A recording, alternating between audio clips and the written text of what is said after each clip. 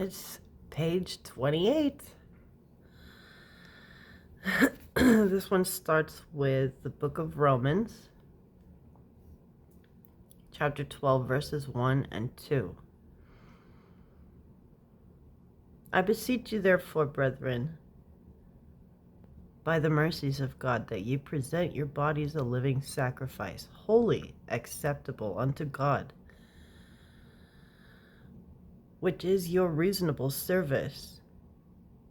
And be not conformed to this world, but be ye transformed by the renewing of your mind, that ye may prove what is that good and acceptable and perfect will of God.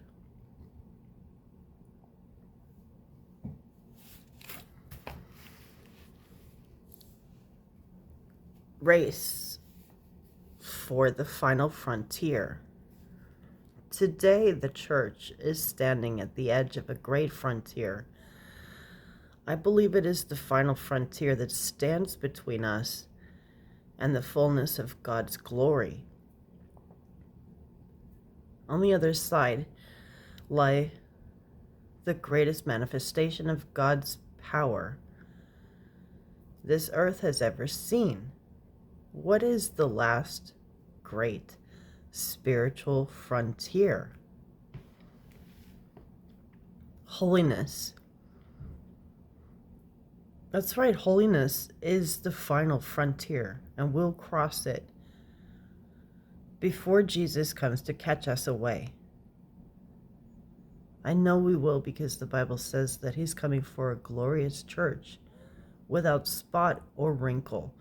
You can read this in the book of Ephesians, chapter 5, verse 27. In other words, he's coming for a church that is holy.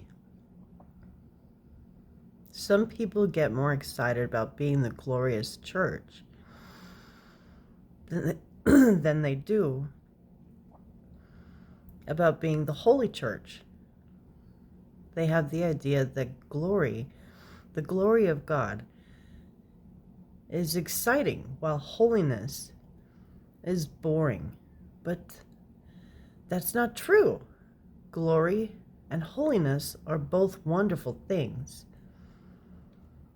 You can't have the fullness of one without the other.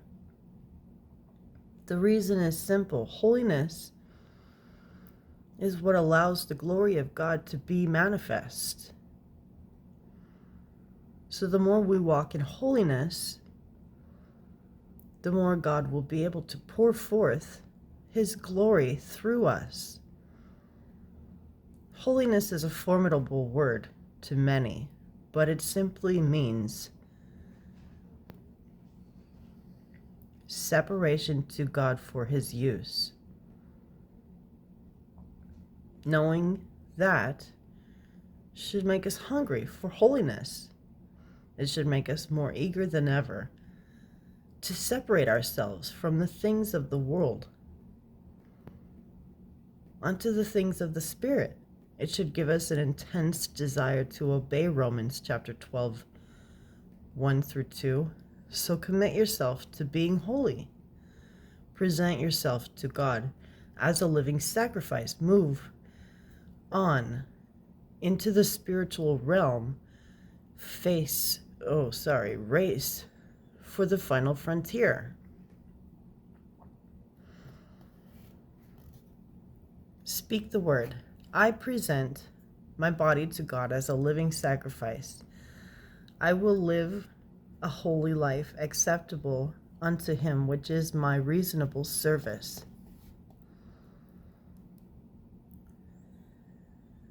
Romans chapter 12, verse 1. To study further, look into Ephesians chapter 5, verses 23 through 33.